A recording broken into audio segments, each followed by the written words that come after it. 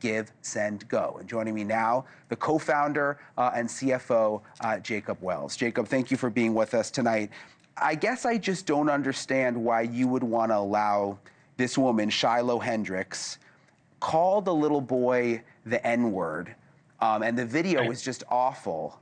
And then in the description on your website, backs it up again. Why not just block her? And she's raised almost $1 million, so she's now going to be a millionaire, and that's because of you, it seems like. Well, it's definitely not because of me. It's because of people donating to her, which I'm not one of them. We're a platform, so people are donating to her from a variety of different places. But the question, the deeper question, one is, why do we allow campaigns that even we sometimes may disagree with? Well, because in America, we have freedoms that came at a very high price. And that was the blood of men and women that gave up their lives so that we could live in a society where even things that we disagree with can be spoken about. But there's also other aspects to this whole thing, which is what do we give to the mob to be able to go after people with a snapshot of their life blown over social media as a way to completely destroy them? And this mob mentality has absolutely ruined so many people's lives over the past several years. And we can actually just look in the recent past. 3 weeks ago in Nevada, a veterinarian who was giving some medicine to a horse kicked the horse, and it was caught on video, and then it was sent live on public social media. And because of the outrage of that brief moment, and this guy who's had a successful career, he goes and takes his life. He commits suicide because of the outrage, because of a social media video clip. But that's different than the woman. And I get what you're saying, and we're against cancel culture, and I hear you with the veterinarian. But that is different than the woman on camera calling the little boy the N-word. No, so let's just clarify some of the facts. So one, but you hear her voice. No, I'm just going to clarify some of the facts. We don't know the age of this child, so that's in contestant rate number one. The boy was rummaging through her belongings, which caused the backlash. So it wasn't like she unprovoked just stepped into a situation and called a young boy a term. It was because this boy, who some people say is as old as 10 years old, was actually stealing from her. And she said, no, that doesn't excuse, I don't condone calling people racial epithets and bad names at all. But there is a place for, I mean, there was GoFundMe allowed a campaign for the boy and his family, and it raised $350,000. So is that condoning thievery or stealing? I don't see the outrage against GoFundMe. I guess I just don't understand how, when you watch that video and then see what she posted on your site, and again, big picture, I hear what you're saying about mob mentality and cancel culture. I do. But that video just bothered me so much. And then to see what she wrote again, I'm just thinking, if I owned the site and I controlled it, you know, you could pick and choose. You could say, this is not good. We're a Christian site. Like, no.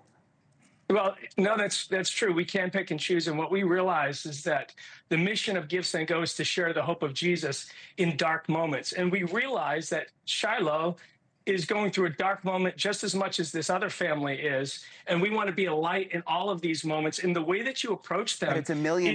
It's money. It's not a light. You're not going and knocking on her door and saying, hey, let me help you learn how to be a better person. Let's figure out why you use that word. But she's going to get $1 million. Well, from small donations, average donation size, I think around $30 a person. So not massive amounts by individuals. And that's partially fueled also by the Karmelo Anthony campaign, which you made reference to in the teaser to this. The Karmelo Anthony campaign caused a lot of outrage as well. And we seat ourselves on principle on these issues rather than emotion. You have to take a step back from the emotion of these, because they are very highly emotional issues. And you say, what are we going to land on in principle? And in America, we operate on principles, and they actually create social fabric unity. And when we undermine those principles for the sake of mob outrage or emotionalism or sensationalism, we actually undermine the principles that hold us together as a culture. So in like Karmelo's case, He deserves the presumption of innocence until proven guilty in a court of law, just like everyone does. And the moment that we begin to undermine that principle for anyone, it becomes nullified for everybody. And I can provide a very strong case for why we've set our jurisprudence, our legal system, on the cornerstone of presumption of innocence, because it's good for our societies to flourish, and many other reasons. These are the reasons why we do these things. They're actually principled reasons, not emotional reasons. So I get they're hard situations, they're difficult moments, but you got to take a step back from the emotion. You got to say, hey, listen, what's going on here? Should people have the right to make donations and give money to people of their own choosing? Yes, they should be able to. How much do you make off of these donations? Is there a percentage? Yeah, that's a great question. No, we're actually a free platform. We kind of broke the mold a little bit when we created GiveSendGo, because all the other platforms were taking 5 to 10% of every donation that they received. And we said, you know, it doesn't make sense to take money from people that are raising money because they need the money they're raising. Why don't we just ask for generosity from people that are giving? And so we created a system where people can optionally donate to GiveSendGo if they choose to. It's completely voluntary. They don't have to. So people don't have to donate to us if they don't want to. So when they donate, they can don't. click to donate to you, and that's how you make money. But it doesn't come out of That's the percentage correct. that goes to these people. But you are making money, obviously. The more people come on, the more people that that click on that. You're making a living off of this website. Yeah, it employs over 40 employees. We have campaigns around the world. We're available in 80 countries. Millions of people use GiveSendGo. So what have you made? Just Shiloh Hendrix, for example. What have you made off of the people who donated to her, who clicked on the tab to give you money? What have you made off of her case? To be honest, I have no idea what the amount of money would have been raised. Let's say she gets to $1 million, are you going to make like $250 grand, $100,000 off of it? No, not even close. But one of the things that we do at GiveSendGo, see, this is where we inject hope into all of these moments. You can see there's a pray button on that campaign, but we also have a prayer team at GiveSendGo, and we call all of these campaigns, and we actually do speak with them, and we actually do share hope with these people in the middle of just that she gets $1 million. I mean, and it's going through your site. Again, I understand what you're saying, big picture, but I just think I would have a hard time going to bed at night knowing. It is a hard time. I would have a hard time going to bed at night knowing that my website is making that woman a millionaire. And that's not. I'm not being emotional about it. I'm just saying my own personal ethics. I don't think I could do that.